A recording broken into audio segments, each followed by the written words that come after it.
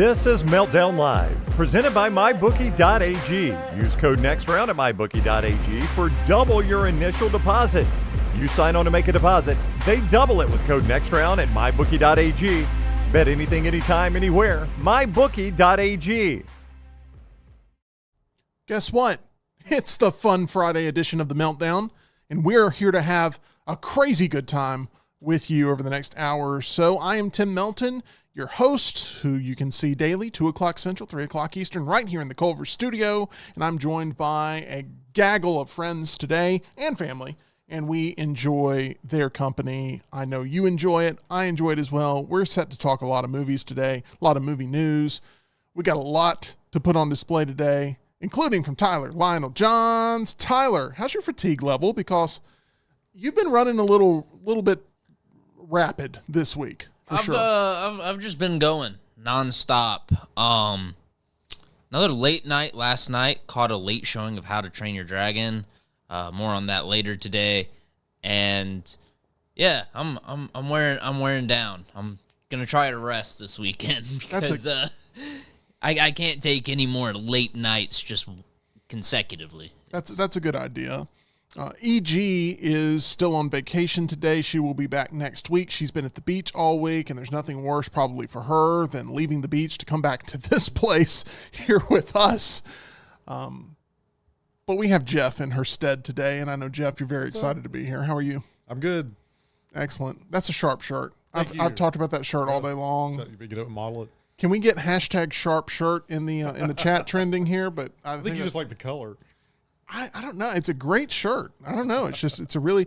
Hunter Bussey was in here a couple days ago, and I was like, that's a great shirt. You guys have been wearing great shirts. All right. I today was looking for my Friday the 13th t-shirt. I could not find it to save my life. You ever have that happen where you desperately need one item of clothing and you can't find it? Oh, it's the worst. Well, so I ended up going with the Friday the 13th hoodie, and it's 90 degrees outside, and that was a mistake. And it's really hot in the Culver studio today. I thought it'd be maybe the air would be pumping today, and it's not the case. So we've launched early just in case halfway through this I go down, and you guys have to take us home. So we'll make that happen. Quick question for you. All right. Spaceballs. Oh yeah. Are you a fan? Yes. Rick Moranis is coming back. Yeah, that's the most exciting part to me. But isn't that great? Yeah, it is. Did you watch the teaser trailer? I did. Well, how do you think they ended up handling that, and are you excited about what's to come? That was a great joke. So I'm totally on board with it. I'm a little worried. Mel Brooks, I hope he lasts all the way through to making the movie, man. I love the guy, but he's getting old. Oh, I think they're making it right now, so yeah. I'm hoping he's around for the premiere for sure. But he still looks spry for 98. He does. Maybe he's doing something right. You know, they say laughter is the best medicine. Yeah. Maybe that's true. Yeah, probably so. Maybe it's not just a slogan to slap on a T-shirt. I like almost all his movies, though. Yeah. Well, I like seeing Tyler's Tids, and he's putting them out on display today for us with another segment of Tyler's Tidbits. We have a lot to get to, so, sir, I'm going to hand the floor over to you. Lead us where you want to lead us, my friend. Alrighty, just pulling a couple quick things for some later Tids. I've been slacking a little bit today, but that's all right, because last night I was working. I got to see How to Train Your Dragon. Now, this is a live-action remake. We've gotten a ton of those lately, and it's basically the original, but with live action and CGI dragons. And I'm sure there's some nitpick issues and changes you can find for the diehard fans, and because nobody's just happy with anything that comes out. But I think this is a really good family movie to go see this weekend. Yeah, there are some people who that was their problem with Lilo and Stitch. They made a couple of changes that were very different than the original cartoon, and people are like, why did they do that? I don't like that. But meanwhile, Lilo and Stitch continues to generate hundreds of millions of dollars and has become the family movie of the year so far. Is this a movie that you think has the potential to out-earn Lilo and Stitch? I mean, is this a movie that you think is going to draw families in and become a classic? Or no, there's not enough nostalgia to draw off of to get the older crowd into it, and I don't think the appeal is wide enough to where you get as many family audiences as you do with Lilo and Stitch. With Lilo and Stitch, you can take your son, your daughter, whoever to it. Grandparents, parents, doesn't matter. Everybody's going to love it. With How to Train Your Dragon, you're probably taking 2 8 to 10-year-old boys, 8 to 12-year-old boys. Game of Thrones for kids. Basically. I mean, you know, you got some good Viking action, some dragons, you know, breathing fire and stuff. And that's just going to appeal a lot more to just a young, growing lad that just wants to munch on some mutton. Okay.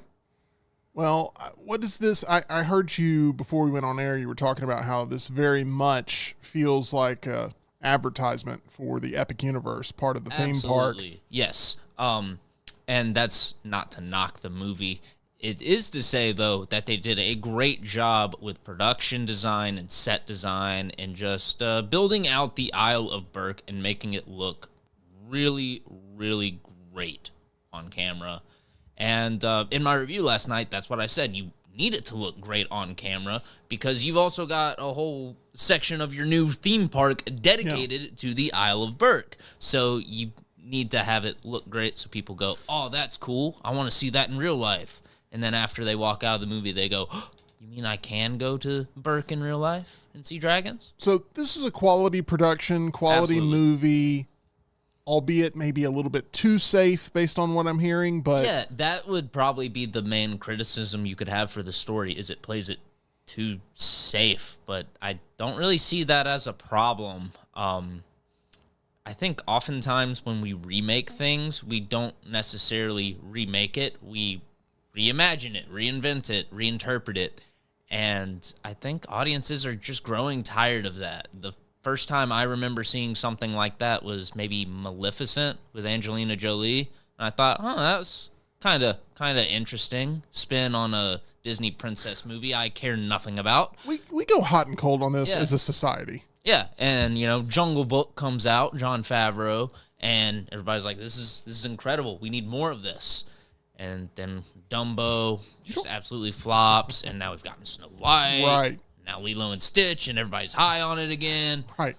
I think it comes down to everyone wants to talk like big picture, like, oh, people hate sequels and remakes and they hate spinoffs. And no, people hate bad movies. Yes. Like, if it's a good spinoff, if it's a good reimagining, if it's a good re-envisioning, if it's a good reboot, people like it. Yeah. Superman, right? You're going to hear a lot of people go, do we really need another Superman movie? We haven't had a standalone Superman movie in over a think we're decade. overdue. I mean, we're way overdue for it, but people will be like, do we really need another one of these? And it's like, I don't think you understand. Like, there really hasn't been as many as you pointed out there.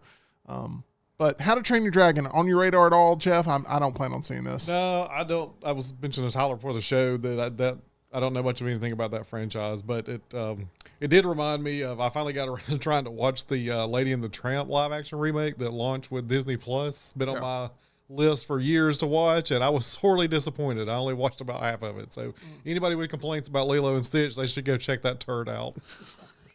All right. There we go. Put that on the poster. Tyler, what else you got for us, my friend? Oh, let's see here. Scroll back up here. All right, we got an update to the situation with the upcoming movie from Neon. We both love Neon and what they've been doing lately. Yeah. They've got a new horror movie coming out this year called Together, and it is Dave Franco, Alison Brie. Their lawyer has come out recently slamming down this plagiarism lawsuit, saying these films aren't even remotely similar. The team is pushing back on the plaintiff's work, Better Half. Now, Together was an absolute hit at Sundance. Neon bought it for $17 million. Which is a huge number. I don't think people understand. That is a huge number for like buying production or buying distribution rights to a horror movie. Yeah. That's nuts. And the producers of Better Half sued back in May, claiming that Together is just a blatant ripoff of it, and even claimed that Better Half had been offered to Alison Brie and Dave Franco back in 2020, and their agent turned it down. Both projects involve a couple that become physically stuck to each other through a mysterious force. And in a May 21st letter to the plaintiff's lawyers, Attorney Nicholas Gempole argued that Together was independently created and that any similarities are generic and not subject to copyright protection, saying, "Your client does not own this concept. Neither do our clients. It's an unprotectable idea, one that predates all of our clients and has been explored in many films, television shows, and other fictional works." Gempole went on to argue that the two films explored the same idea, but just in very different ways, saying that Better Half is a light comedic work, and Together is a supernatural body horror. So he kind of called it the opposite of Better Half in every way, but they're arguing the story's what's ripped off, not the tone. But it definitely feels that way. It definitely feels that way. Now, he also did note that the screenwriter Michael Shanks for Together had completed a draft and registered it with the Writers Guild of America back in 2019, which would have been a year before Better Half was even offered to Dave Franco and Alison Brie. But did that version include the hooks of this version? That's the question. Well, so now the plaintiffs of this lawsuit have said, no. Show us the script then. Exactly. Show us where you registered it. Show us some proof of you actually doing this, because it kind of just seems like you're trying to pass off the blame and deflect in any way possible. He noted that there were a lot of similarities, including references to both the Spice Girls and Plato's Symposium. Mm-hmm. And Gempole, Dave Franco's attorney, responded that the references aren't surprising. The Spice Girls' debut album included a song called "To Become One," and so it's just a coincidence, and that's unprotectable. And the attorneys for the Better Half team, the writers for the Better Half team, the producers for the Better Half team just aren't buying it in any way. They argued that both films even have very similar sequences in which the protagonists are attached at the genitals and have to hide from a romantic interest outside the bathroom. That feels very specific to me. Yeah. And they said, "We are confident a jury will see this sequence for what it is, a replication of Better Half's original expression." They just need to start showing this movie in 10th grade health class, and I'm telling you, it will change lives forever, because what I just heard right there, that's one court case that I will be streaming there with Nancy Grace. Okay, this is a mess, okay? And I'm tired of the Francos being known less for their creative output and more for the claims against them. But, I was looking very forward to this movie from the minute I saw the trailer, and the more and more I hear about the similarities between these two, I'm like, this feels like they're trying to get away with something. And I still would not be completely shocked if they don't release this movie, because that's when damages can truly be capitalized on. Yeah. So we'll see.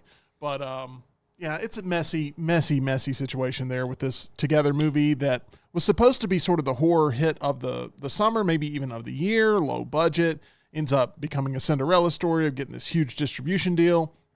And then now all it's been is saddled with speculation that it's a complete and blatant ripoff. So, unfortunately, in the court of the public opinion, huge black eye, they're going to have to fight back against these claims, and that's exactly what they're trying to do, but I'm not convinced yet.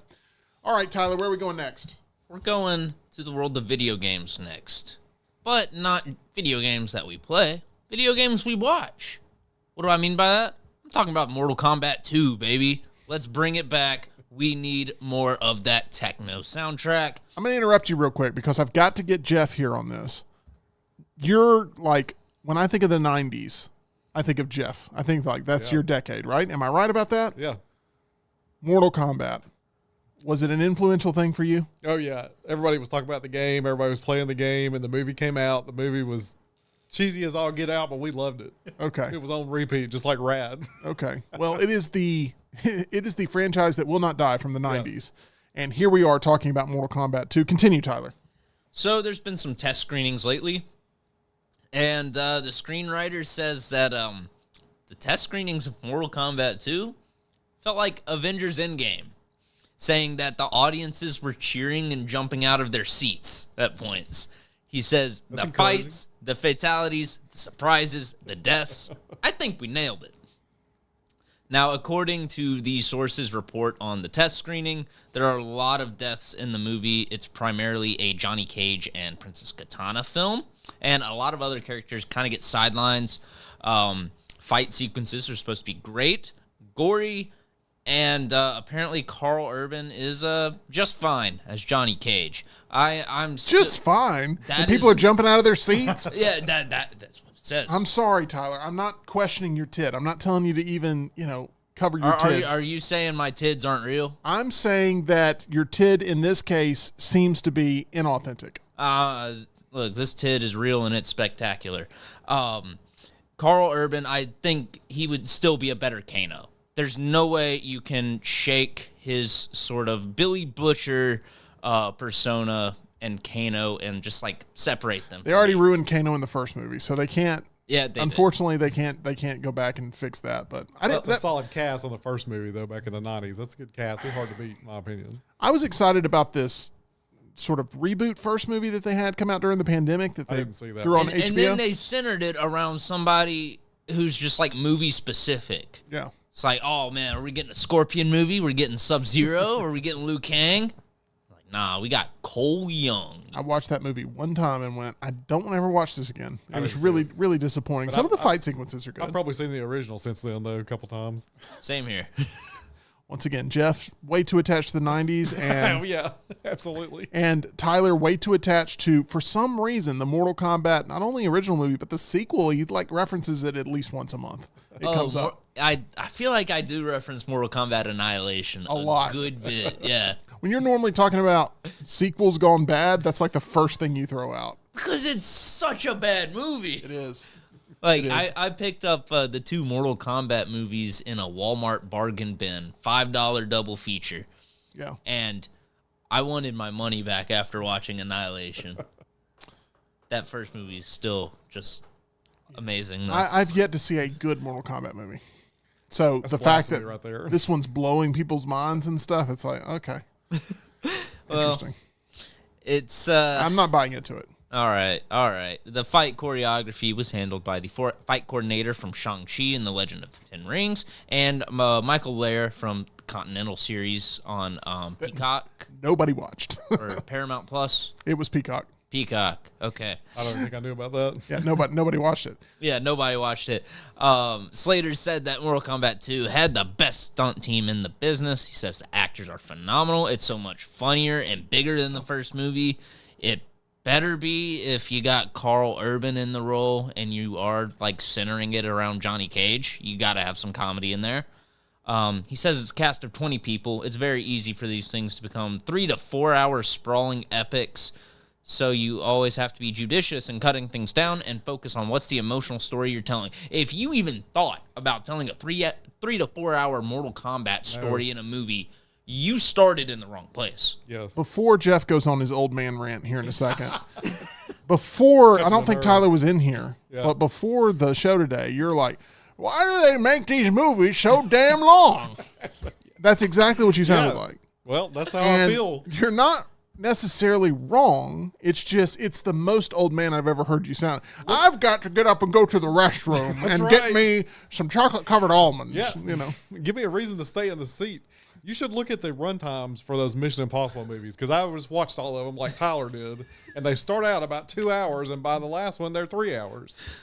He's 100% right. I noticed it in my rewatch. Every movie is Because like I was that, too. thinking like, oh, averaging what, like 2 hours, 15 minutes. Yeah, I should be able to finish it up by such and such time. And then you get into the later half of the series, and it's like, dang, this is like 2.5 hours already. And it's 2 hours, 40 minutes. Oh, this is 2 hours, 40 minutes for a part one. pretty soon what's going to happen is we're all going to like snap back into reality, and we're still somehow in a screening of The Final Reckoning right now. Like we It's just don't. possible. We just don't know it. That plane sequence might still be going on.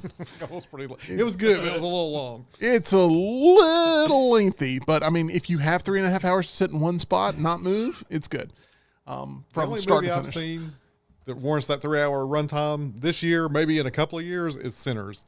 Sinners is so good. Best So movie of the good. year. Best movie of the year. Good movie. Okay, let's keep going, Tyler. We're just on a hit streak here. All right. So moving from the guy with a skull and fire on his head in Scorpion to another guy with a skull and fire on his head. Ghost and Rider. Ghost Rider. Yeah. Marvel's Midnight Suns movie, reportedly back in development. Now, between Agatha All Along, Werewolf by Night, and of course the Blade movie's many delays, Marvel Studios has been struggling to get into the supernatural side of the MCU, even though they really, really want to.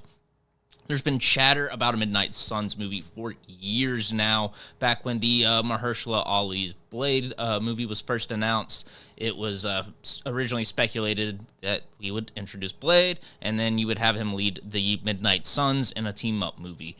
But considering that that movie is just having a tough time even getting off the ground, the new theory is we're going to work the Midnight Suns back into the mix, and that will be the first appearance for Blade in the MCU. You know, I've always thought to myself, if only the MCU had more characters, you know, at that point, people would... Now I sound like the old man. I mean, they bought the characters. They bought Ghost Rider and all Nicolas the other Cage returning? Nicolas Cage is supposedly not returning, and that's why they're looking at not doing a solo Ghost Rider movie to start off with, because the Nick Cage movies did so poorly, were received so badly. I think that first one made a bunch of money, though. That first one did. That first one did, and it's like sort of like it hits this sort of cheesy nostalgia for me. So I will occasionally throw it on. I like Sam Elliott's character in that movie a lot. Put him in anything, it makes it better. Sam Elliott is a enhancer for sure. Yeah. He's great in A Star is You know what we need? We need Nick Cage, Wesley Snipes, Blade, Ghost Rider team up movie. I'd go see that. That's just crazy enough that where it might just Just might crazy work. enough to work. They're going to sell at least 2 tickets. Spirit It's of gotta be an Vengeance. hour and a half, though. Spirit of Vengeance was the sequel to that first Ghost Rider movie, and that one was one of the worst movies I've ever seen, without a doubt. When you think of worst sequels ever made, what pops to mind? I mean, that one, I would say it might be like the Mortal Kombat Annihilation of superhero movies. But they're looking at combining Avengers Doomsday and the hype of the Midnight Suns to put Johnny Blaze back in the movies. And Oscar Isaac said he thinks there's an interesting opportunity there. There's interesting characters there, and now that we've set up the groundwork with learning who Mark, Steven, and Jake are, it could be an interesting opportunity to see him as part of a team and what that dynamic would be. So I think that would be exciting. We haven't seen Moon Knight appear since the finale back in 2022. Oscar Isaac only signed up for the 6-episode series, and Marvel does have big plans for the character, but none of them have come to fruition. If the whole Kang, Jonathan Majors situation hadn't happened, then, Moon Knight could have led the charge against the Kang the Conqueror variant Ramatut. But now we're scrapping all that. Midnight Suns is what's most likely going to introduce MCU's Ghost Rider and Blade and bring Moon Knight back into the fold. This team is typically made up of the ones we know of that fight primarily supernatural threats like Ghost Rider, Blade, Morbius, Doctor Strange, Werewolf by Night. So that means it's Morbin time. I don't know if you know this, but Jonathan Majors is willing to come back as Kang. He did say he is willing if they'll have him. Yeah. I think that ship has sailed, buddy, but They he's might willing have to a come hard back. time booking him. I hear he's real busy this week. Or this year. He's just got so many projects coming out. Yeah. The only thing that's released from him is something that was in production years ago. So there we go. And was shelved because he got dropped as Kang. All right. We've got more Tid. Yes, we got more Tid.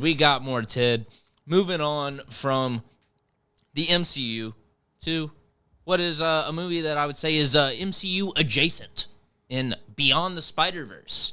Shamik Moore, in a recent interview, dropped a big hint about Across the Spider-Verse, Beyond the Spider-Verse. This happens with Spider-Man movies. It They does. all are They very all run similarly together. titled unless they have a number. Yes.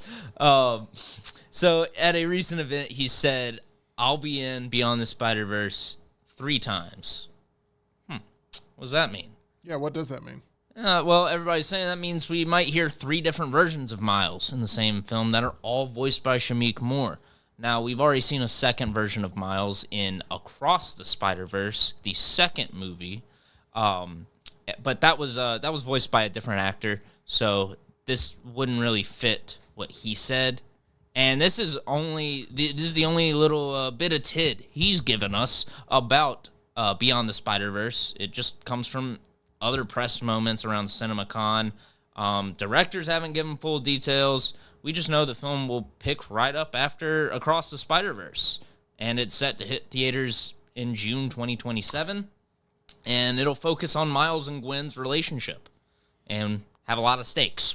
You've talked a lot about how you're tired personally of the whole multiverse trickery and all that. Why is the Spider-Verse an exception to that? So the Spider-Verse is an exception to that in the same reason that Miles Morales is accepted as just an original character, because he's not just like Spider-Man in a different costume or Spider-Man with a different voice. He is truly his own character, and I feel like in the Spider-Verse movies, they work to make all the different spider people their own individual characters. It's not a gimmick. Yeah, it's not a gimmick. They are just different characters with the same powers. Yeah. Okay. You can't tell me that John Mulaney's Spider-Ham and Gwen Stacy, Spider-Gwen, are very similar. They're not. I mean, I'm in complete agreement with you. Add Nick Cage's Spider-Man Noir to the list. Get him back in the conversation. Excited about that live-action version of that. It looks really good. That actually does look like a lot of fun. The fact that he's playing that character and John Madden in the course of a very short amount of time that's range. It is. So, is Nicolas Cage one of your guilty pleasure actors? Yeah, for sure. I love Gone in 60 Seconds. Oh, I was just about to say that's my favorite Nick Cage movie. Gone in 60 Seconds is so good. Face Off. Face Off, yeah. Which I believe is up on the board somewhere. Con Air. Con Air, yeah. Face Off, top right. Probably missing some, but yeah. National Treasure. Raising Arizona. Yeah. I'm trying to, there's so many. There's a lot. The Wicker Man. I don't know about that one. How to Get Burned. How to Get Burned. How to Get Burned. All right, Tyler, where are we going next? All righty. Oh, man. We are moving on to a show that just will not die. Stranger Things. Netflix, we talked about this a little yesterday. It was a little flash of tid, just a little peek. They've got an animated spin-off coming out for Stranger Things called Tales from 85. And they revealed exclusive details and the first look at it at the Annecy Festival. And I am putting up that picture right now. So, at this festival, the showrunner Eric Robles gave the audience a sneak peek at the animated series, in which Mike, Will, Eleven, Dustin, Lucas, Max, and Hopper all appeared. It's going to be inspired by the show The Real Ghostbusters, and the animation style will draw from Arcane and the Spider-Verse films. And the show will also introduce a new character, Nikki, a, quote, tough mohawk-wearing gal. And this is the first look image I've got up there. And here's the official synopsis for Stranger Things, Tales from 85. Set between seasons 2 and 3 of the original live-action Stranger Things series, welcome back to Hawkins in the stark winter of 85, where the original characters must fight new monsters and unravel a paranormal mystery terrorizing their town. The final design of this show is a very cartoon-inspired look, drawing from the CGI styles of Spider-Man Across the Spider-Verse, Arcane, and you've also got almost a little bit of a Goosebumps book cover look to it as well, with the color palette, in my opinion, and the saturation. There's going to be new monsters like a pumpkin zombie, a toothy snow shark, and the creature designer from Blade Runner 2049, Men in Black, and Alien vs. Predator will be involved with that. And as far as animation goes, it's being handled by Australia's Flying Bark Productions, best known for its work on Marvel's What If, Netflix's Rise of the Teenage Mutant Ninja Turtles, the movie, and the upcoming Legend of Aang, The Last Airbender from Paramount Pictures. Jeff, Stranger Things, it overwhelms me. It's stretched out a lot. Yeah, I'm fatigued by it. It was great when it Now, was new. I understand why they are mining this IP for all it's worth while it's at its hottest point. Yeah. And I do think the art design on this looks pretty interesting. I haven't seen that. But there's about a less than 0% chance I'll watch this. And I don't know. And it's not because of your sales pitch or because of the art design or whatever. It's just that universe, man, just fatigues me. Well, as long as the two as I feel it is, I might check it out just because while he was talking about that, it kind of reminded me back in the 80s, anytime anything was hot, movies or TV, they would always do a Saturday morning cartoon to go with it. So you had like a Bill and Ted cartoon. You had a Dukes of Hazzard cartoon. You had those. There was two Ghostbusters. There was the Ghostbusters and the real Ghostbusters because there was some kind of battle on the rights of that or something. So, given the right circumstances, I might check it out. I do love that. I do think this might be up your alley then, because they say they're inspired by the real Ghostbusters when they were making this. Yeah. So, all right. Well, I'm selling, but unfortunately, I've sold a lot of stuff here that Tyler's thrown out today, and it's not any fault of his. good Tyler, not against you. I sold guess, together. I'm selling the Ghost Rider stuff. I'm selling Mortal Kombat. I'm selling this. So far, I haven't heard anything that's really sort of like made me go, man, I cannot wait for that specifically. So who knows? Maybe there's some bonus oddly tid in excited here. about some of this stuff. Are there any more tids? Yeah, I got some more tids. I don't think this one will make you excited though. I think this is a bit of a sad tid here. Sad tids. Yeah, they're still better than no tids some at all. Sad, saggy tids. Dear God. I mean, we're supposed to be smart with our innuendo, and you're just going right for it. I don't care. Bullseye. Snoop Dogg has shared a post today, or rather Wednesday. He is in mourning. His French bulldog Jules has passed away. Now, if anyone in the chat has followed Snoop Dogg for a long time, you'll know that he absolutely loves this dog. He wrote on Instagram, "R.I.P. Jules Broadus. Thank you, Wiz, for giving him to me," because the rapper Wiz Khalifa gifted the bulldog to Snoop for his 43rd birthday back in 2014. Now, his tribute post included a video of Jules in the front seat of his car, soundtracked by the Weldon Irvine's song "Morning Sunrise." He then added a second Instagram video, which featured a montage of photos of Jules throughout the year, alongside Snoop, as well as Snoop's friends and family. And it's just very sad.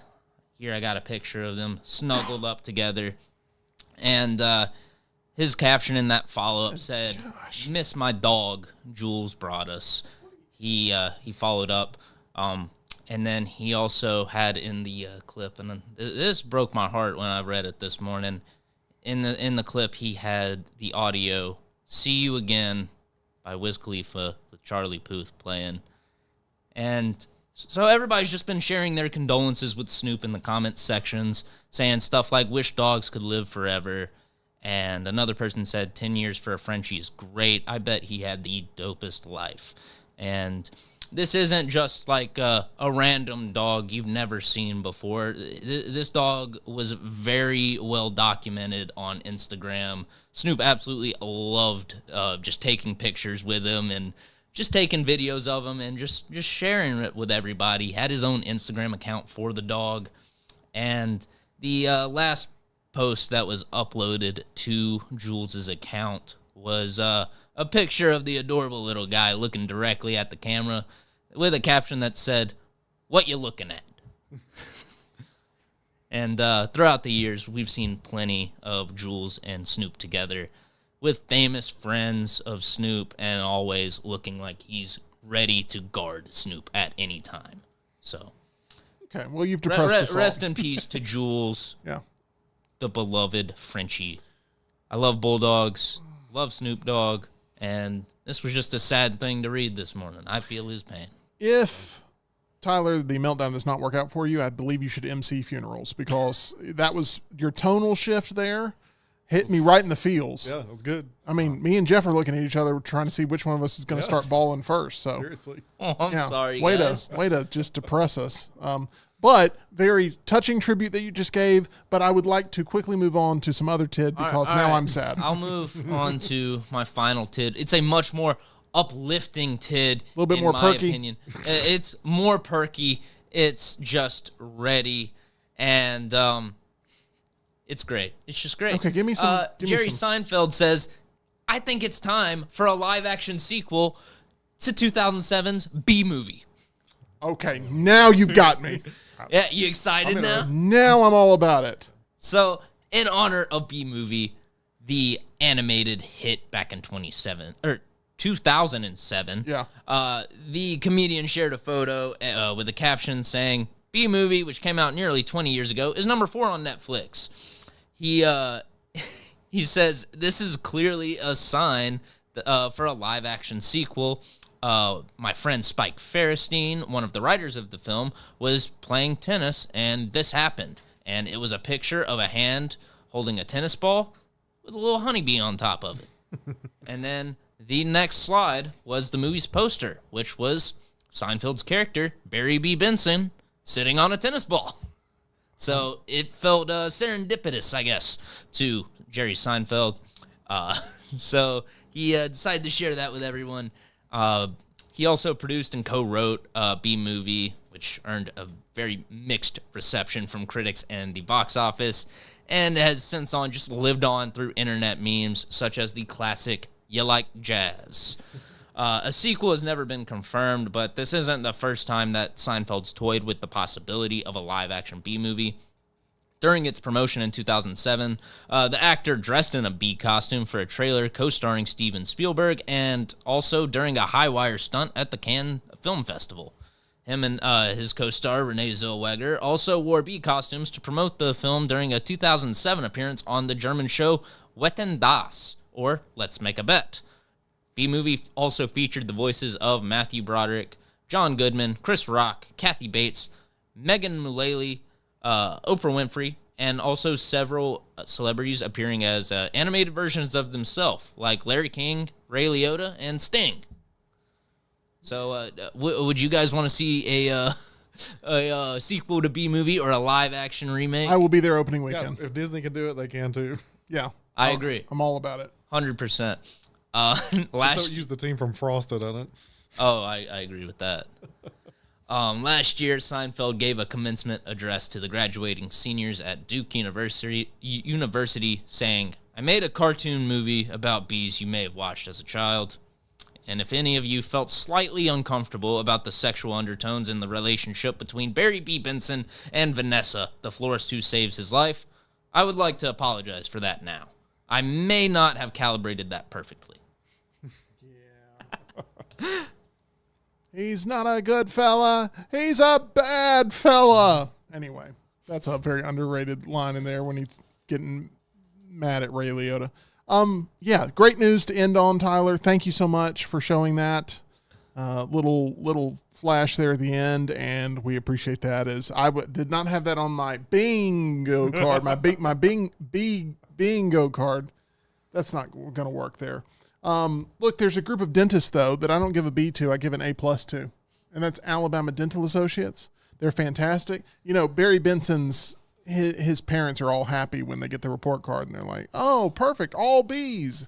And I give my dentists all straight A's because not only did they go to dental school and crush it there, but they're crushing it there in their practice on Grants Mill Road, very easily located, and they're at the top of their field. Dr. Jeff, Dr. Brian, and Dr. Nolan over at Alabama Dental Associates, they are offering you all sorts of services when it comes to staying on top of your dental health. Maybe you have a cracked tooth and you need someone quickly. This is the team for you. 205-956-8977 or visit alabamadental.com. Maybe it's date night this weekend and you have a little malfunction there at the restaurant. And you're like, "Oh man, I'm going to have to take care of this on Monday." Well, once again, this is the team you need to have in mind. You can visit them online right there at alabamadental.com. Make sure you go ahead and get used to seeing them there on the webpage so you can see them at their office on Grants Mill Road, where they look forward to seeing you in return. It is time now for a brand new segment. I just had this hit me like a lightning bolt today. It's like, this is what I want to do. So it's going to be fun. Here's what I need you guys to do. You have some whiteboards in front of you, and I need you to pretty much copy my template here, but I need you to write best and fave. You can go with a dash, you can go with a colon, you can go with whatever you want to go with. But How about a semicolon? that works. That works even better. Best and fave. And here's what's going to happen. I have a random actor generator here. I am going to hit the button, and I'm going to assign one of you or myself the name, and you have to tell me what you think their best movie is, and you have to tell me what you think your personal favorite movie of theirs is. In the chat, it can be the same. Okay. Yeah, you can absolutely make it the same. But with you specifically, I'm not sure that's going to correlate a lot. Probably not. So it's what do you think their best movie is? If you had to pick like one that you think is like their crowning performance, the crowning movie, it can be a movie they're in an ensemble too. You got to be thinking about that. And then fave. And then we will look at your choices, which are not wrong, but we will discuss and see if we line up and if these are some good pulls or not. We are also going to allow the chat to answer each and every one of these. So Tyler, I'm going to start with you. It may take a little bit of thinking. The only thing that makes this segment a little bit of a trickery thing is you're on a shot clock. You got 30 seconds. You got 30 seconds to produce an answer. What if I don't know how to spell? That sounds like a line from B movie. What if Tyler, my memory's failing me? Right, exactly. What if you don't have an answer for either? You got to come up with something within 30 seconds, okay? Tyler, your first performer is Jason Statham. Okay.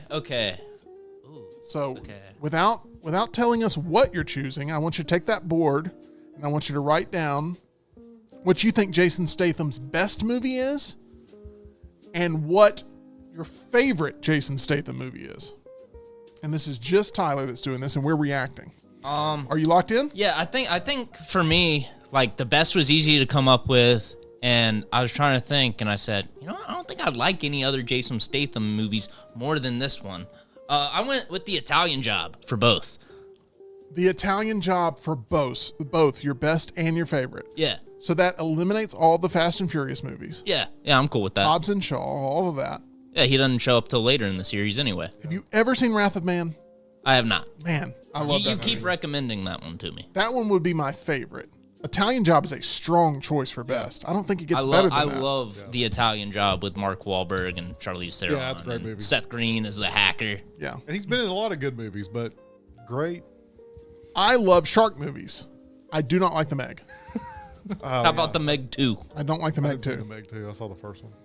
Tyler, you're going to have to redo your template now. I hope you're prepared for that. Oh, yeah, I erased all of it. I should have just erased The Italian Job. It's okay. You're good. It's all good. I'll fix it. All right. Now, I'm going to go again here, and I'm going to pick based on who I think will give the most fun answer. It's not necessarily Jeff or me that's going next. I'm just going to look at this. All right. Oh, man. I accidentally typed in I wanted 78 performers here. I just want one. Okay, we're going to go to Jeff. All right. Jeff, what do you think is the best movie? What do you think is the favorite movie of Clint Eastwood? Clint Eastwood. Oh, man. Ooh. That's a big catalog. It's a big catalog. You got 30 seconds. You're on the clock. Also, as in front of or behind the camera? It needs to be on screen. Okay. As a performer, as an actor. All right. Let's see here. We're going to go to the chat while Jeff is thinking. That's the way we're going to do this, right? Yeah, that makes sense. Thank you, Tyler. So Jody says the best movie's The Meg, and his favorite movie's The Beekeeper. That's interesting. You know what, Jody, I would recommend A Working Man for you. It's very similar to The Beekeeper. Jason, I abstain on Jason Statham. You have Zach Fish saying put some respect on Crank High Voltage. The Meg wasn't that bad. Smuff Italian Job would be the best. Beekeeper would be his favorite. Jody says Unforgiven would be the best. The Mule would be his favorite for Clint Eastwood. Solid picks. Also, Jay Bake says, thoughts on the new movie that Drewski made with Theo Vaughn and Roll Tide Willie. Saw a trailer for it today. I didn't know that existed, but I'll be looking at a trailer for that. That sounds like a fever dream. As soon as we wrap. Sounds like a fever dream. All right, Jeff, your time is up. What you got for us? All right, so I probably screwed this up big time because I don't know the exact titles of these movies I'm thinking of. Okay. That's the one part of this you got to write down. Yeah. So I think some of his best work was with the westerns, and I know one of them was Fistful of Dollars, I think, but I don't think that's the one I'm thinking of. What's the one where he's got the thing that parodied in Back to the Future Back 3. to the Future? Yeah. So you can't think of it either, so I feel so bad. I think it is Fistful of It Dollars. may be. I'm trying to figure out where you're wrong, and I haven't figured it out yet. Okay, but so I think those are good movies. Okay. And I'm not really a Western guy, but I think they're good movies. My favorite's probably Dirty Harry. Do you feel Lucky Punk? Yeah. And I don't think any of those movies are named Dirty Harry, though, right? There's like 3 or 4 or 5 of them. Are any of them called Dirty Harry, though? Yeah, the I think- first one yeah. is Is Dirty it? Harry. Okay. Yeah. Okay, well then I didn't screw up too bad then. Okay. Good job, Jeff. You actually can got both write. titles But- right. Good job. Well, I we're think talking you did about great. what in again, my memory is just it's gone. But he's made a couple of movies lately since he's been like really old. Yeah. And there's one Gran Torino, I Gran think. Torino. That was the one I was trying to think of, and I could not think of that movie. I kept wanting to say The Mule because he made that one pretty late in life The too. but- tricky thing for this is like, Torino, so yeah. Tyler went Italian Job for both, right? And I think that that's completely fair. I want to go Gran Torino for both because number one, I'm not completely caught up on Clint Eastwood as a performer. He's Yeah. been around forever, but I love Gran Torino. I think it's I do too. fantastic. And I probably would have put that down for best if I could remember the name, but I also think those westerns are great. Smuff says first one is Dirty Harry, and then it's Dirty Harry and blank. You have Jeff that says Pale Rider. Jason confirms also first one is Dirty Harry. So there we go. Smuff says best Gran Torino, favorite Unforgiven. So this is best versus favorite. Brand new segment here on the show. I'm liking it already. And I am going with another one. I'm going back to Tyler. This is a Tyler special. All right, what we got? The random generator Yeah. is giving me Jackie Chan. Jackie Chan. I could have taken that one. Best versus favorite. Now, see, this would be no fun with me choosing the Jackie Chan movie because I'd be going like, well, which Rush Hour would I say is, that's pretty much my extensive knowledge of Jackie Chan, which is fine, but I'm just saying, like, I know that out of the three of us, you're the biggest Jackie Chan fan. While he's doing that, He was in both Cannonball Run movies, though. Karate Kid Legends, Yeah. I think we communicated through text. You recommended that movie to me. Yeah. You didn't seem all that impressed. You asked for my review. I gave it to you, and you never responded, which means that you think I'm upset with you, and I'm not. No. I didn't think you were upset. I was like, well, everybody's got an opinion. It's just completely It was pretty like safe. disposable. It was popcorn movie, which Yeah. is my kind of movie. It was though. a good fast food meal. All the characters though were likable. All right, Tyler is going with best being Police Story, favorite being the original Rush Hour. Yeah, I mean, it could be any Rush Hour. I think 3 is a little too much. I agree. But Rush Hour 1 and 2 are fantastic. Yeah, I think agree. 1 is the best though out of all the Rush Yeah. Hours. And then Police Story shows off some of that stunt work that Jackie Chan is famous for. If you've ever seen a clip of Jackie Chan sliding down a sloped glass like roof, it's like just stories and stories and stories of windows, and he like grabs onto a fire escape, and it's crazy. That's what this is from. All right, Jody and Jeff both throwing out Cannonball Run 2. Jody says Cannonball Run 1 actually, but twice for best and favorite. Jason says Jackie Chan best is Rumble in the Bronx, favorite Cannonball Run. So Cannonball Run getting a lot of love here. Great movie. Both of them are good. You're all about it, aren't you? Yeah. Okay. Next up, random generator. Ooh, I'm going to go with this one. This is going to be a me one. This is Russell Crowe. Russell Crowe Okay. is the answer. Okay, so I think there's one clear answer for best here. y'all talk amongst yourselves or look at the chat or whatever you got to do. Alrighty, I will check the chat. J Big says, I'm telling y'all need to make a Meltdown production. Shoot y'all's own movie. That's where things are headed. I think y'all could come up with a great script. What do you think about that, Tim? Would definitely set us back in our daily work schedule for sure. Yeah, absolutely. You need to figure out how to get Wesley Snipes and Nick Cage too, though. Oh, yes. What if we make a Blade movie with Wesley Snipes? He's like, this is fine and good, but I got to make some choices here. Yeah. I'll help you out. Russell Crowe was in Kraven the Hunter last year. Yeah, no thanks. Oh, you sure? Also in Man of Steel. He was in Man of Steel. I really, That's the more true. I had forgotten he was in that until I started watching it the other night. And I was like, wait a minute, I forgot about this whole sequence. I got the most boring one ever, but best Gladiator, favorite Gladiator. Yeah. I don't like A Beautiful Mind. I mean, I was running through all of them. I hate Thor: Love and Thunder. You know, I'm thinking of everything. There's a movie where he plays a crazy, awful road rage guy. Yeah, that was what I was thinking of too. I forget the name of it. And but it's not a good movie. But his it's kind character of is insane, memorable. though, yeah. But it's like, you know, an angry man or something. I don't know what it's Yeah, called, I but think you're right. it's like something like disgruntled driver, or I don't know. It's Road like Rage, the movie. Road Rage the movie. Best Gladiator, favorite Gladiator. I'm not huge on Russell Crowe. Yeah. I didn't want to go not Mamma Mia. That's a whole different movie. Les Mis. I didn't want to go Les Mis. Ah, man. I feel like I completely sort of wasted this because I'm sure there's some sort of diamond in the rough that I'm not bringing up, but is it just Gladiator both times? Is that what the chat's going with? I mean, Jody says A Beautiful Mind for best and American Gangster for favorite. I don't like American Gangster. Jeff just says Gladiator. Hunter just says Gladiator. I'm sorry, guys. It's just Jason says best Gladiator, favorite next 3 days. Smuff says best A Beautiful Mind. you know, I've never favorite seen Master and Gangster. Commander. I mean, I know a lot of people who really like that movie, but I couldn't do it. It was. I remember it being real slow. I got a Jeff one. Okay, what you got? While we talk, Adam Sandler just came up. Adam Sandler. What is his best movie? What is your favorite Adam Sandler movie? Hubie Halloween for both. Stop. I promise I will. Maybe honorable mention. I will end this stream. Okay, and we will do a tribute show to you on Monday. Be honest, Jeff. He has no power to end the stream. That's right. I have the power. You write down what your heart says. I know where the power button is in here, so I have the power. Whoa, threats.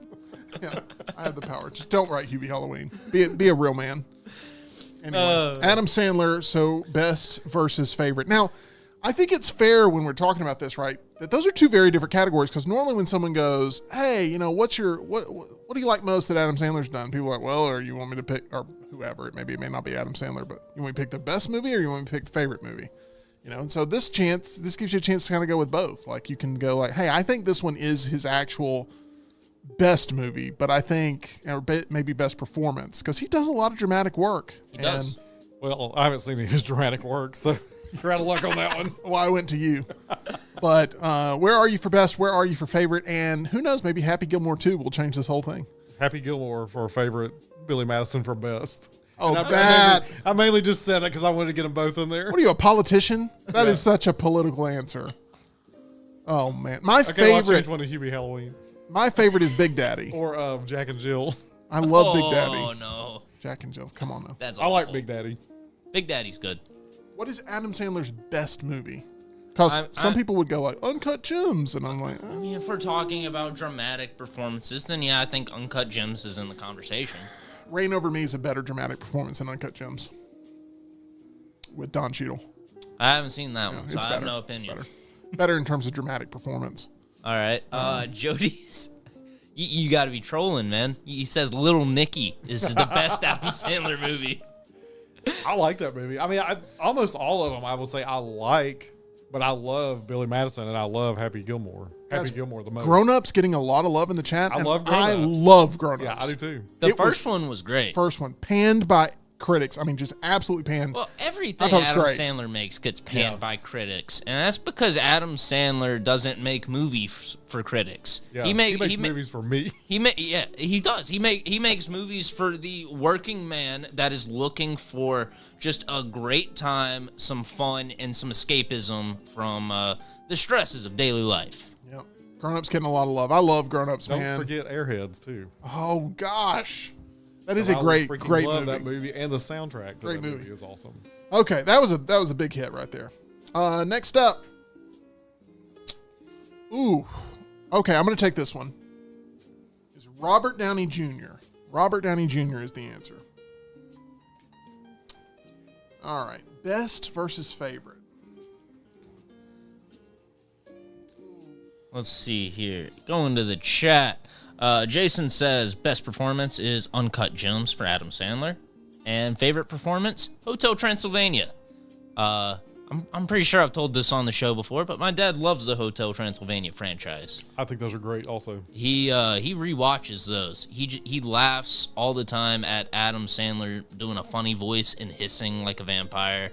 And gosh, I think maybe the Wolfman cracks him up too. Yeah, no, they're funny, and I only discovered them after my kids were too old to watch them. So I've done it again. I've got a best and a favorite that's the same. Quit cheating. It's upsetting, but Oppenheimer, man. I adore this movie. It is his best movie ever. It is my favorite movie with Robert Downey Jr. ever. I could go a million different routes. If I'm going to go sentimental favorite, I am a huge defender of Iron Man 2. I love Iron Man 2. Everyone goes like, what is wrong with you? Iron Man 2 is one of the low points of the MCU. I'm like, have you seen the MCU over the past 5 years? yeah, seriously. Iron Man 2, man, that thing's like a rock concert. I love that thing. And I understand it's not as deep and complex as the first one, blah, blah, blah, blah, blah.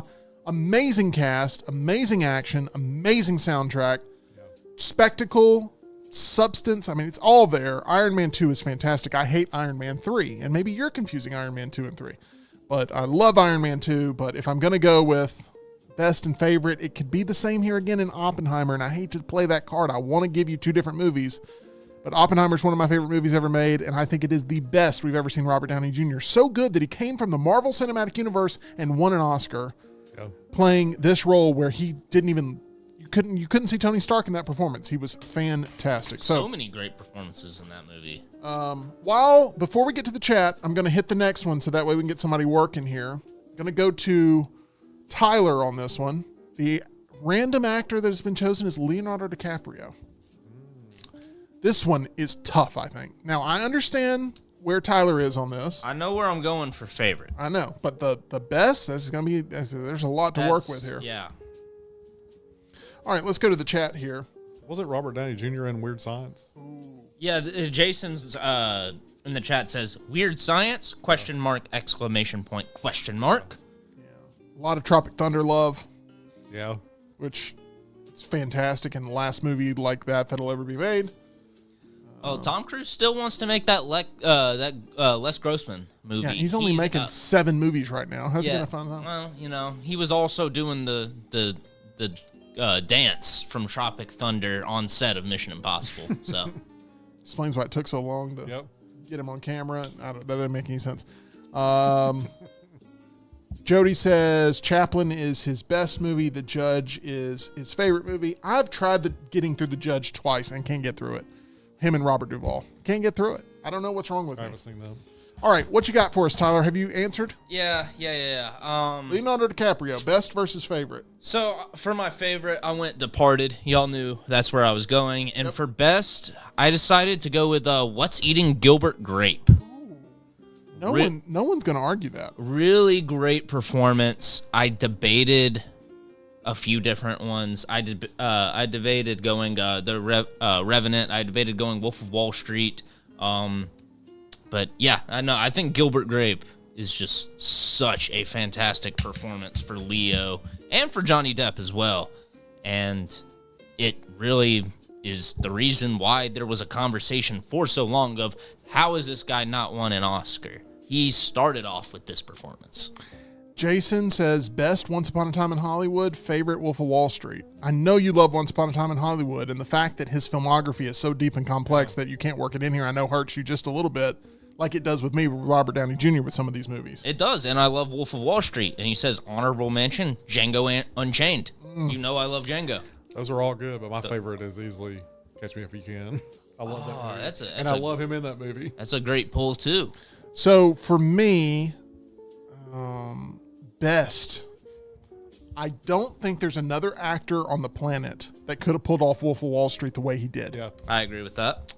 And I mean that wholeheartedly. Like, you have to have a slime ball that you're rooting for, that you actually weirdly feel sorry for while also kind of idolizing that he's taking the risk he's taking. It's a very complex performance. Yeah, you disapprove of everything he does while also feeling somewhat envious. It's like, man, why can't I live a life like that? Just go absolutely bananas, make buku bucks, and just live a life of excess. Nobody's even thrown out Inception, which blows my mind. That is wild. There's Nobody said so many good picks. That's I was just about to say, Yeah, because I know that's my favorite's Titanic. Yeah. Yeah, that's my favorite Leonardo DiCaprio production. Titanic's one of the Pass. greatest movies ever made. Okay, it's a good movie. it is. It's deeper than you would think. Tim invited me to see Titanic at the movies, and I think you've just been pretty fresh back from Orlando. And you're like, hey, do you want to go see Titanic with me? I went and saw it in the theater 4 times in its re-release. Yeah. 3 or 4 times. Should have went with it. It's epically. It still holds up. Yeah. Ooh, this is a tough one. I don't know who to even give this one to. I think I'm going to go me. The random actor's Heath Ledger. Oh, man. Okay, I'm just going to shout it out. Are you going Brokeback Mountain for both? I am not. But what a 2005 joke to make on the channel. My gosh. Okay. It was still good. It's a good movie too. I've seen it. Like, I'm not one of those guys making the joke and also would be like, oh no, I'd never sit down to watch that. Yeah. That's a different kind of weirdness. I can't quit you. Best. Don't hate me, everybody. Like, I'm a huge Batman fan. Okay, so I'm playing the game a little bit here. Best Dark Knight. Yeah. Come on. Favorite The Patriot. I'm a big fan of The Patriot, and I'm not saying necessarily I like The Patriot more than The Dark Knight. Yeah. But I'm not going to do that thing where I just double pick the entire time either. And I love The Patriot, and I don't have to fight about The Dark Knight with people. Yeah. They just love it. Yeah. I think he's most well known for that. The Patriot I have to fight with people over that it's actually like really, really good. No, Lance hates it. Really? Lance hates The Patriot. Wow. Yeah. I think the Patriots are really good. So, anyway, The Patriot would be my answer there for favorite. But unfortunately, a talent robbed from us way too soon. Yeah. I'm going to give the next one here real quick. Oh, man, this is another me one, I think. Gosh. Okay, I'm going to go with this one. It's Bradley Cooper. That is definitely That's a me one. Yeah. But I'm going to let you guys read the chat if there's anything there to catch up on. Let's see. Jason says for Heath Ledger, best is Dark Knight, and favorite is Knight's Tale. And that's the most recent one in the chat. All right. Let's see. Bradley Cooper. I got a couple that come to mind. Man, Hangover comes to mind. I just watched that. I love him in Recently Wedding watched it again. Crashers. I think Yeah. his part I like in him in Wedding that. Crashers is underrated. Yeah, I like him in that. Best A Star is Born, favorite The Hangover. Yeah, that's a good. Yeah, Good I choice. wouldn't disagree with that. Yeah. What's that movie he's in? Maestro. The Playbook or something. Oh. Silver Linings Linings Playbook. Playbook. Yeah, that one's I like, great I too. like that movie too. Jeff says Wedding Crashers. I assume he just means for both, and I wouldn't be mad at that. Recently rewatched Limitless. I was going to ask if I don't like that, the movie. that didn't age well? Because I don't I think it remember did. thinking that was pretty cool when it came out, but I haven't seen it in a long time. Was that the one where the company makes like a pill where you like unlock all your brain? Yeah. And Yeah. it's based off of the whole like you're only using 10% of your brain. That's it. What if you could unlock 100 and then Yeah. all of a sudden he becomes Wikipedia on steroids with every dinner party he goes to? Okay, I'm going to go to Jeff on this one. All right. I think I know one of the answers, but your actor is Brendan Fraser. Oh, that's a good one. Okay. And we're going to let him work through it. We're not going to throw anything out because I want to get his full, honest opinion there on Brendan Fraser. What do you think is his best? What do you think is your favorite of his? And after this, we've got Gotta one disclaim, more. I haven't seen The Whale. I know it's supposed to be a really good movie, but I haven't seen it. I'm not going to put that Tough down. watch. Tough watch. Yeah. Yeah. Wouldn't recommend that one on pizza night, Yeah. which I made the mistake of like, it was when they had just introduced like all the mobile ordering and stuff. And I was like, man, this is awesome. I'll try this out. And then I forgot I was seeing The Whale. And I'm just like, enjoying the previews. Like, oh man, this pizza. And then The Whale starts. And I'm like, At least it wasn't the deliver to your seat and then you got to sit there in the middle of everybody while they like stack up food on the tray in front of you. that's true. Jason in the chat says for Bradley Cooper, favorite Midnight Meat Train. I I don't know that one, and I'm afraid to look it up on work computers. It exists. And he says the best is A Star Is Born. Star Is Born is the best, yeah. Jody for Brendan Fraser says The Whale, but twice. Do you have an answer? Is good. Well, the fave is easy. The best, that's hard to say. I think I'm going to go with a crowd favorite. You got 10 seconds. I feel like I can guess the favorite. I feel like I can too, but if he hasn't gotten what we thought, we're going to end up roasting him, which is going to be great. All right, what you got? Oh, I'm shocked. That's exactly what I thought the What favorite was going to I've be. forgotten something then if you're shocked. Airheads. Oh, yeah. I just said it. That's right. You just went on Yeah, like this I feel whole like there's another rant. Brendan Fraser movie that I love that I'm leaving out too. So, Best The Mummy, favorite Encino Man. I've got no problem with the Encino Man pick other than I know it's not your correct answer. I think you like Airheads more. I don't know, man. I like both of those movies. See, a Encino lot. Man was the one I thought he was going to list as his favorite. Yeah. I thought he was going Airheads because you just gave a whole like. Yeah, no, I love Airheads, and that just totally went over my head. And I feel like there's No a pun couple intended. of other movies that he's in that I love too, but I don't know. I keep thinking about The Whale, and then I haven't seen it. You know what? No one's going to choose for Leonardo DiCaprio or Brendan Fraser. That movie I can't remember the name of with the Martin Scorsese movie, Oh, Killers of the Flower Moon. Oh, yeah. I thought you were talking about the new one. Jeez. I didn't even know what movie you were talking about. That's how disappointing it was. I went blank on that. Jesse Plemons is the best performer in that movie by far. Okay. By far. All right, last one. This is it.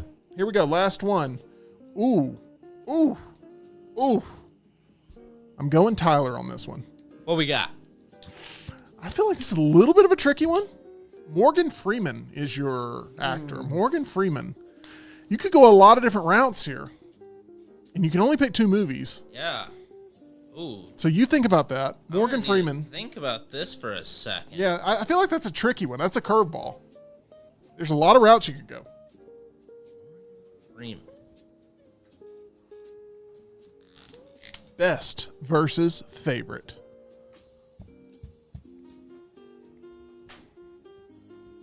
Tyler's riding away. He's thinking about this. He doesn't want to be wrong. What is he choosing? Oh, Oh, you got a sneak peek? yep. And I wouldn't have figured either one of you guys would pick that, because that's always your punching bag. So. Talk to me, Tyler. Don't hurt me, Tim. But I said the best was what is commonly referred to as one of the greatest movies of all time, Shawshank, and my favorite, another movie commonly referred to as one of the greatest modern movies of all time, The Dark Knight. I love the Lucius Fox character. Yeah, that's good. So why would I hurt you for this? I'm just trying to figure it out. always because you're a bagging on Shawshank hater. Yeah, you are, dude. I don't love Shawshank, okay? But I it's a good understand that I'm in the vast minority of people who will not sit there and watch it at any point where it's on slightly cable. overrated, but it's a good movie. Slightly overrated? Tim's like the warden. Yeah. He's putting people to work every time he hears somebody praise Shawshank. Yeah. You're more like Hey. you're more like Clancy Brown. You're threatening to drop people off a roof because they like Shawshank. I'd go with Bruce Almighty myself, but I actually thought about putting that on there. Bruce Almighty, a much more fun watch than Shawshank. sure. Yeah, no question. To me, there's no level of difference in terms of quality between Shawshank and The Green Mile. Like I don't see one being better than the other. I prefer Shawshank. I think The Green Mile's longer. So Anyway, Green Mile's good, but it's I good. would but it's prefer to long. rewatch Shawshank. I think that came on 2 VHS tapes. Like you had to buy I it and did. sit. I did hear you walk into Bo's office and say a line from The Green Mile this week. I'm tired, boss. And that's going to do it for us. We're going to give Tyler some rest. Appreciate you guys being here for Best versus Favorite, our brand new segment we'll have every now and then. Thank you for being a good sport today, Jeff, and for being here. Thanks for having me. And talking all that crap. You talked about Airheads, which after you praised it, I don't know what you're doing there. That's how it goes when you're 50 years old. I guess so. Jeff, a reminder to take your medicine, and Tyler, a reminder to get some rest this weekend. We hope, once again, and this is the number one reason I wanted Jeff on the show today, It's Father's Day weekend coming up, and I can't think of many more dedicated fathers that I've witnessed firsthand than that of Jeff Roberts. And, Thank you. I'm sorry that this weekend will not be restful probably for you, as you'll have many Father's Day obligations that actually require you stepping in there and taking care of business. But I've seen it firsthand. So all the fathers in your lives, make sure you reach out to them, wish them a happy Father's Day. We do that here for all of our Meltdonians. We hope you have a wonderful and safe weekend. We will be back next Monday with a full staff here for the Meltdown as we chug along. We want to remind you about our title sponsor. That is MyBookie at MyBookie.ag. You can bet on anything, anywhere, anytime. They're at MyBookie.ag. Bet on anything, anywhere, anytime. Use promo code next round for that first time deposit bonus. Tyler, what you got for us here in the final word? Oh, just a quick little goodbye for the weekend. It's been a great week of shows. We got some new content out this week. You got to see Friendship, Dangerous Animals. I got to see that absolutely atrocious Al Pacino exorcism movie. And last night I got to see How to Train Your Dragon, the live-action remake. And reviews for all of those are up on the Shorts channel, so make sure you go check out those. And be on the lookout for even more reviews this weekend. Absolutely. Appreciate all of you guys and all your support. We'll see you again Monday, 2 o'clock Central, 3 o'clock Eastern.